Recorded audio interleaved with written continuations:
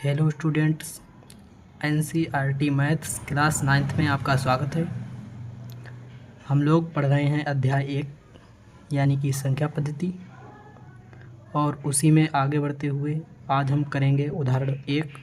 इससे पहले के लेक्चर में हम इस चैप्टर की भूमिका यानी इंट्रोडक्शन को समझ चुके हैं और संख्याओं के बारे में पढ़ चुके हैं।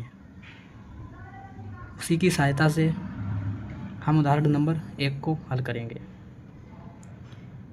इसमें दिया गया है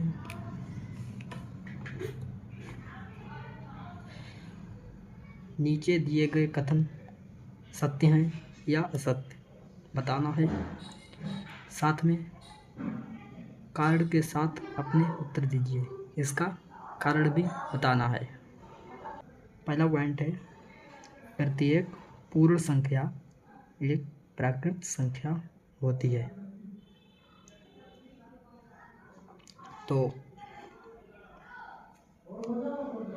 पूर्ण संख्या जो 0 से शुरू होकर 0, 1, 2, 3, 4 और पूर्ण संख्या जो 0 से शुरू होकर अनंत तक जाती हैं पूर्ण संख्या कहलाती हैं। और प्राकृत संख्या जो 1, 2, 3, 4 यानी ऐसी संख्याएं जो 1 से शुरू होकर अनंत तक जाती हैं। तो प्राकृतिक संख्याएं वे संख्याएं होती हैं जिससे हम काउंटिंग शुरू करते हैं यानी गिनती गिनते हैं। जैसे जब हम रुपए गिनते हैं तो 1 से काउंट करते हैं। तो इसमें लिखा है प्रत्येक पूर्ण संख्या एक प्राकृत संख्या है।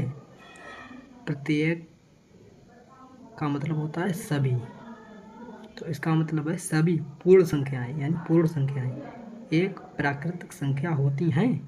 क्या सभी पूर्ण संख्याएं वो प्राकृतिक संख्याएं होती हैं? तो देखो, एक पूर्ण संख्या है, प्राकृतिक संख्या भी है। 2 पूर्ण संख्या है, प्राकृतिक संख्या भी है। 3 पूर्ण संख्या है, प्राकृतिक संख्या भी है। इसी तरह 4 भी है, और आगे की संख्याएं भी जो पूर्ण संख्याएं हैं वो प्राकृतिक संख्याएं हैं। लेकिन क्या 0 पूर्ण संख्या है? हाँ है। 0 प्राकृतिक संख्या है? नहीं है। तो 0 एक पूर्ण संख्या तो है परंतु प्राकृतिक संख्या नहीं है। तो 0 क्या है? प्राकृतिक संख्या नहीं है।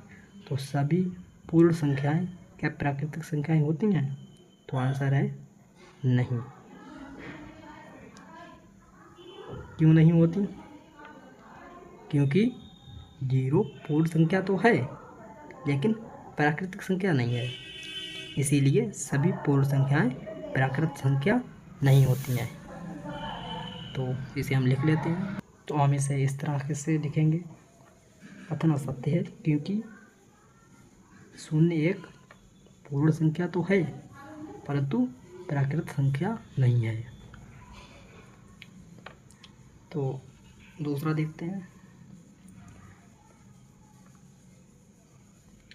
प्रत्येक पूर्णांक एक परिमेय संख्या होती है। तो पहले देखते, पूर्णांक जो होता है वो होता है पूर्णांक। जैसे 1, 2, 3, 4, 6, 10 ये होते हैं पूर्णांक यानी पूरे अंक। और परिमेय संख्या तो आपको पता है जो P/Q के रूप में होती है। तो इसमें लिखा है प्रत्येक पूर्णांक यानी सभी पूर्णांक यानी सभी पूरे अंक एक परिमेय संख्या होती है। तो आपको पता है कि हम पूर्णांक के नीचे 1 लिख सकते हैं, यानी इसके अंश बटा हर है। तो किसी भी संख्या के नीचे हम हर 1 लगा सकते हैं। 3 हो गया, इसके नीचे 1, 4 हो गया, इसके नीचे 1। तो सभी पूर्णांक जो हैं वो एक परिमेय संख्या होती हैं। हाँ, ये कथन सत्य है।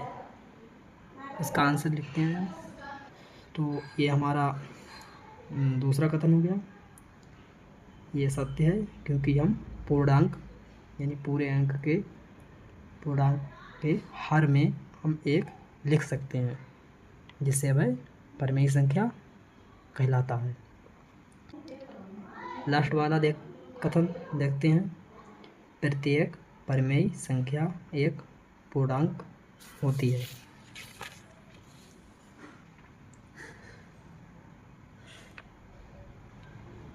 तो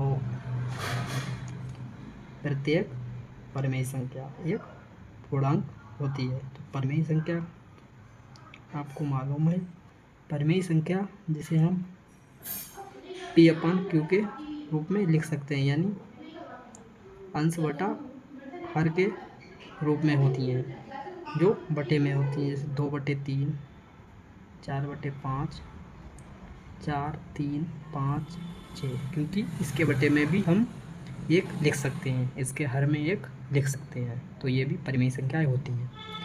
तो सवाल है क्या प्रत्येक यानी सभी परिमेय संख्याएं पूर्णांक यानी पूरे अंक, पूर्णांक यानी पूरे अंक, 2, 1 हो गया, 2 हो गया, 4 हो गया, 6 हो गया, तो क्या सभी परिमेय संख्याएं यानी बटे वाली संख्याएं, परिमेय संख्याएं जो होती हैं वो पूर्णांक होती हैं?